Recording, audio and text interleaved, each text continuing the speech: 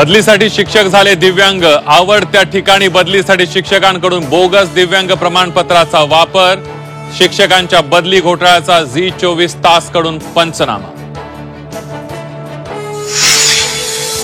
Operation सिंदूर संपलेलं नाही, हा तर फक्त ट्रेलर, पिक्चर बाकी है, राजनाथ सिंह यांचा पाकिस्तानला इशारा.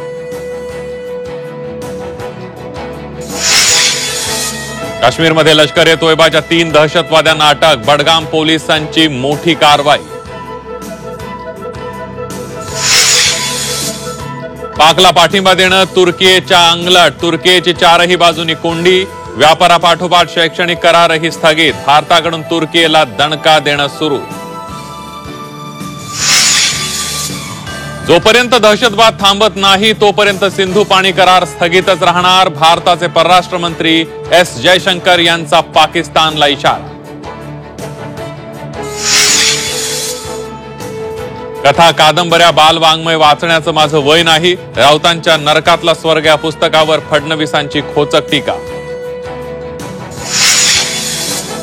वानखेडे स्टेडियम मधील स्टँडला शरद पवारांचं नाव, मुख्यमंत्र्यांच्या हस्ते शरद पवार स्टँडचं उद्घाटन, अजित वाडेकर, रोहित शर्माचं सुद्धा स्टँडला नाव.